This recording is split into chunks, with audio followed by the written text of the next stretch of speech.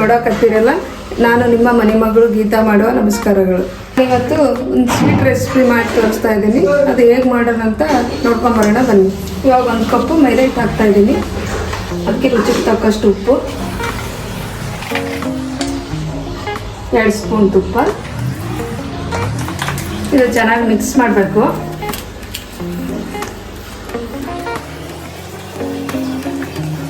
Mix ಮಾಡಿಬಿಟ್ಟು ಈ ಥರ ಉಂಡೆ ಕಟ್ಟಿದ್ರೆ ಈ ಥರ ಆಗಬೇಕು.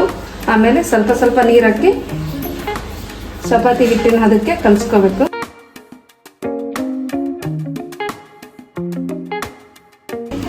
ಇವಾಗ ಈ ರೀತಿ ಆಗಬೇಕು, ನೋಡಿದ್ರಲ್ಲ, ಈ ರೀತಿ ಸಾಫ್ಟಾಗಿ ಕಲಿಸ್ಕೋಬೇಕು.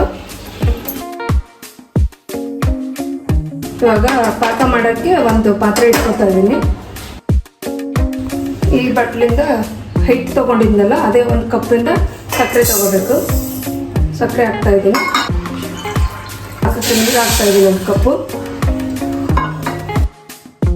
ಇವಾಗ ಚೆನ್ನಾಗಿ ಪಾಕ ಬರಬೇಕು. ಸ್ಟವ್ ಮೇಲೆ ಒಂದು ಬಾಣಲೆ ಇಡಬೇಕು. ಅದಕ್ಕೆ ಕರ್ಕೊಳ್ಳೋಕೆ ಎಣ್ಣೆ ಹಾಕಬೇಕು. ಇದಕ್ಕೆ ಎಷ್ಟು ಬೇಕು ಅಷ್ಟು ಎಣ್ಣೆ ಹಾಕ್ಕೊಂಡಿದ್ದೀನಿ. ಇದು ಎಣ್ಣೆ ಬಿಸಿ ಆಗಬೇಕು, ತಿರ್ಸ್ಕೋಬೇಕು. ಅರ್ಶಿನ ಹಾಕ್ತಾ ಇದ್ದೀನಿ. ಪಾಕಕ್ಕೆ ಮಾಡ್ಕೋಬೇಕು. ಜಸ್ಟ್ 1 ಎಳೆ ಪಾಕ ಬಂದರೆ ಸಾಕು.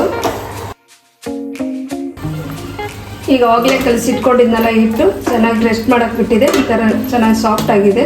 ಇವಾಗ ಚಿಕ್ಕ ಚಿಕ್ಕದಾಗಿ ಉಂಡೆ ಮಾಡ್ಕೋಬೇಕು. ನಿಮ್ಮ ಉಂಡೆ ಯಾವ ಸೈಜ್ ಬೇಕೋ ಆ ಸೈಜ್ ನೋಡ್ಕೊಂಡು ಮಾಡ್ಕೋಬೇಕು. ಏಲಕ್ಕಿ ಪೌಡ್ರ್ ಹಾಕೋತಾ ಇದ್ದೀನಿ. ನೋಡಿದ್ರಲ್ಲ, ಈ ಥರ ಚಿಕ್ಕ ಚಿಕ್ಕದಾಗಿ ಉಂಡೆ ಮಾಡಿ ಇಟ್ಕೊಂಡಿದ್ದೀನಿ. ಇವಾಗ ಸ್ವಲ್ಪ ಸ್ವಲ್ಪ ಹಿಟ್ಟು ಹಾಕಿ ಮುಚ್ಕೋಬೇಕು.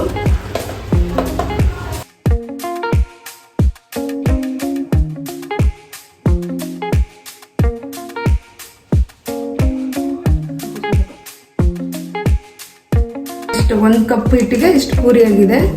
ಇದು ಬಾದಾಮ್ ಪೂರಿ ಮಾಡ್ತಾ ಇರೋದು ನಾನು. ಇವಾಗ ಎಣ್ಣೆಲಿ ಬಿಡ್ತಾ ಇದ್ದೀನಿ. ನೋಡಿದ್ರಲ್ಲ, 1 ಎಳೆ ಪಾಕ ಬಂದರೆ ಸಾಕು. ಜಸ್ಟ್ ಇದಕ್ಕೆ ಜಾಸ್ತಿ ಏನು ಬೇಡ, 1 ಎಳೆ ಪಾಕ ಬಂದರೆ ಸಾಕು.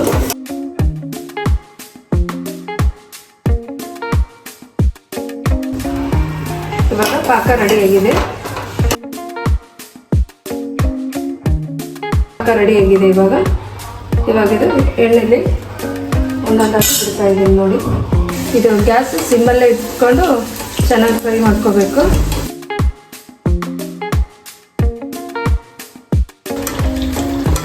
ಗ್ಯಾಸ್ ಸಿಮ್ಮಲ್ಲಿ ಇಟ್ಕೊಂಡು ಚೆನ್ನಾಗಿ ಕಲರ್ ಬರೋವರೆಗೂ ಫ್ರೈ ಮಾಡ್ಕೋಬೇಕು.